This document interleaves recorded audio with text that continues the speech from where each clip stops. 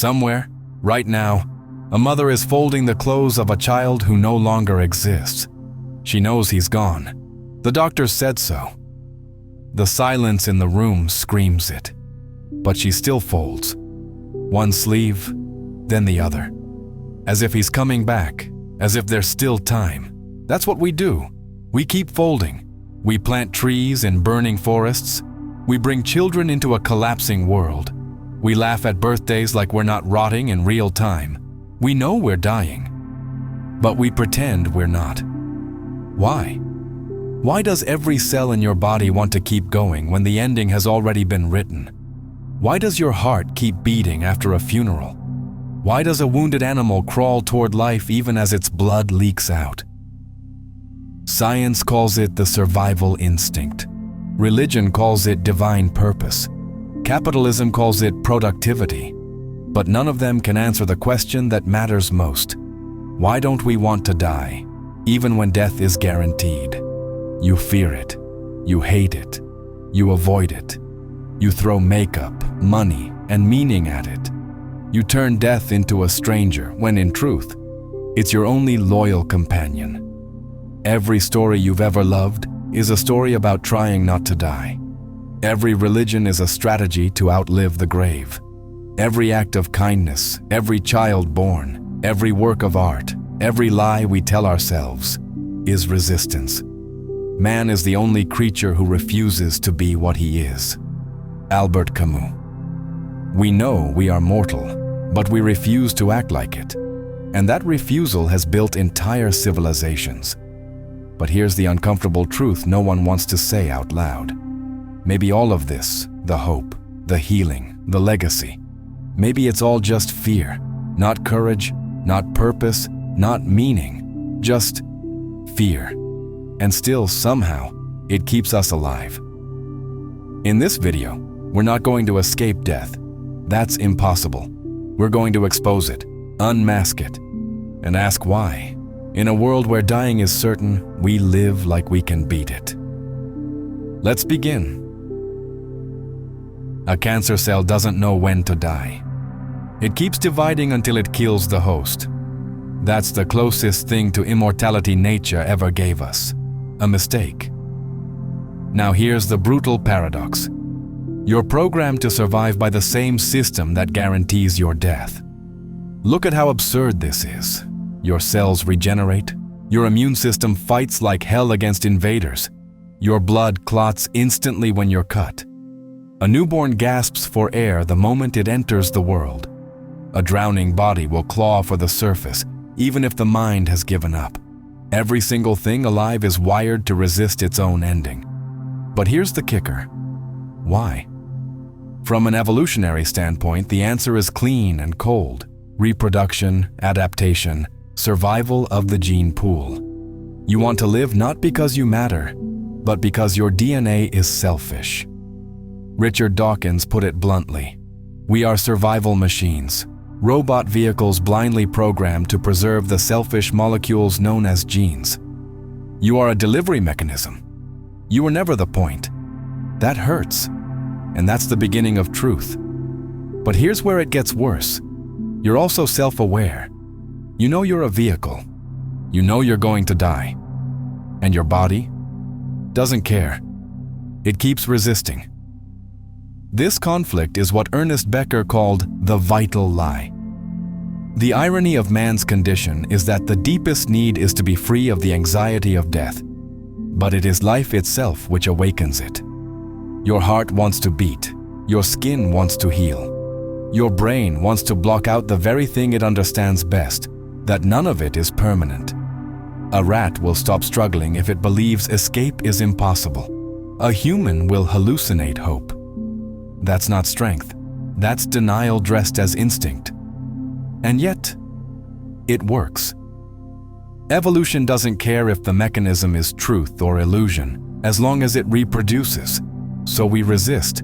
We diet, meditate, get surgeries, pray, scream, run marathons, climb Everest, freeze our eggs, freeze our bodies, freeze time. We do everything to delay the obvious, not because we don't know what's coming, but because our biology still thinks there's a chance we can win. And maybe that's what makes us human. The ability to live in a body built for survival, while carrying a mind built for mourning. A dog watches its owner die and lies down quietly. A human watches a sunset and sees a metaphor for their own death. Only we turn beauty into tragedy, because only we understand endings. Self-awareness is often sold as a miracle, but it's a curse. A brilliant, devastating curse. We don't just exist, we know we exist. And worse, we know we won't exist forever. That knowledge doesn't sit in the background, it bleeds into everything. You're at a wedding, and someone mentions their grandfather who couldn't be there. You're holding your newborn, and it hits you. One day, they'll bury you. That voice never shuts up, and it asks the same question in 1,000 different ways. What's the point of loving, building, or dreaming if it all ends in nothing? This is the crisis that Kierkegaard, Schopenhauer, and Camus stared in the face. Kierkegaard called it the sickness unto death, a despair so deep that it isn't about dying, but about being aware that you are going to die, and being unable to escape that awareness. Schopenhauer stripped it down even further. Man can do what he wills, but he cannot will what he wills. We're not free, we're trapped. We don't choose to be born. We don't choose to die. We're flung into consciousness and told to cope. Camus, in the Myth of Sisyphus, doesn't flinch. He says the only real question is, should I kill myself? And yet here's the twist. He doesn't land in despair. He lands in defiance. The absurd hero, knowing the universe is silent, still chooses to push the boulder. Not because it means something, but because he says it does. That's what makes humans terrifying. Not our intellect, not our science, but our ability to stare into the void, see nothing staring back, and still move. We create meaning in a meaningless system. That's not weakness, that's power, that's rebellion. And here's the part no one can argue. If death is certain and the universe is indifferent, then meaning is ours to make, or not at all. Your brain is not content with survival. It wants significance.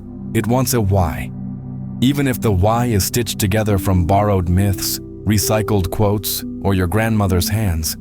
So maybe the crisis of being human is not death itself, but being lucid enough to feel the weight of it and brave enough to move anyway. Your name will be forgotten. Your face will vanish. Your bloodline will dissolve into strangers. And yet, you still leave love notes in drawers, pass down recipes, name stars after your kids. Why? Because we are creatures of endings, and that terrifies us. So we build things that pretend to last: legacy, culture, religion, article. They're not ornaments, they're defenses. Ernest Becker was ruthless about this. In The Denial of Death, he wrote, "Man cannot endure his own littleness unless he can translate it into meaningfulness on the largest possible level. We write books so we won't disappear. We raise children to carry our names like armor. We make funeral speeches filled with verbs: he was, she did, they loved, as if grammar can reverse decay. Even entire civilizations are built on this urge. The pyramids weren't built to honor the dead. They were built to cheat death. To say, this still matters. To scream, we were here. Religion enters not as delusion, but as the ultimate psychological technology. It answers the question our biology and reason cannot. What happens to me when the lights go out? In Hinduism, you are reborn. In Christianity, you are judged. In Buddhism, you dissolve. In atheism, you rot. But every worldview, even nihilism, is a story we tell ourselves to survive the unbearable truth. That death has no explanation, no logic, no fairness. Legacy is our rebellion. When we build, we are saying, I know I will die. but I refuse to let that be the final word. From Homer to AI, we've been trying to carve eternity into time, and still, it slips through our fingers. But maybe that's the point. Maybe we don't leave behind stories to outlive us. Maybe we tell them so that we can bear living, knowing we won't. Culture is memory fighting gravity. And in every song, every building, every lullaby, we're not just expressing who we are. We're trying to prove we were ever here. Some people die in hospital beds. Most die long before that. In traffic, in meetings, in scrolling loops, in empty rituals repeated to avoid remembering what they know. Let's get this straight. We are not too busy to think about death. We are busy because we're thinking about death, constantly, unconsciously, unbearably. So we distract ourselves, not with joy, but with clutter, endless stimulation, manufactured urgency, tiny dopamine hits. We fill calendars, timelines, and shopping carts to the brim just to drown out a single truth. You are temporary. This isn't about laziness. This is architecture. Society is built to keep you occupied, medicated, and terrified of silence. Capitalism figured it out first.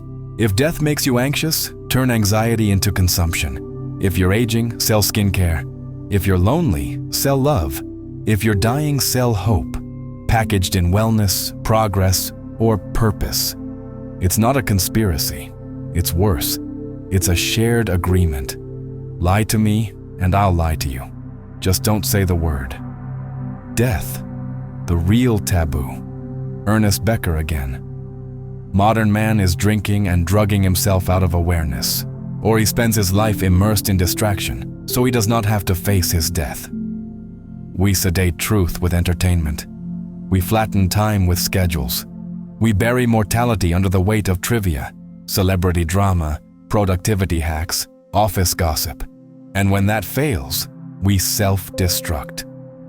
Addiction, obsession, burnout, rage, symptoms of a mind that knows something is wrong, but doesn't have permission to say what it is. Even grief has been industrialized. There are apps to manage mourning, therapists to package it, rituals to make it tidy. But inside, you're not crying because someone's gone. You're crying because you will be too. And if you think you're not afraid of death, ask yourself why you're always in a rush, why silence makes you uncomfortable, why doing nothing feels like failure. We've replaced presence with productivity and called that a life. But distraction doesn't erase death. It just postpones the moment it catches up. Somewhere, a man held his wife's hand as she died, and no God showed up. No light, no message, no voice in the dark, just silence, just breath stopping. And the terrifying question that followed. So, that's it? This is the moment everything else tries to delay. The moment distraction fails, legacy fades, instinct exhausts itself, and you're left with the one truth that doesn't blink. This might all mean nothing, not in a poetic way, not in a Nietzschean, build-your-own-values way. Number literally, nothing. No afterlife, no grand design, no karmic loop, no cosmic balance. Just random particles, blind chance, temporary consciousness, and then oblivion. This is the possibility most people refuse to hold still. But you must. Because if you don't, you're not alive. You're sedated. Albert Camus didn't flinch from this.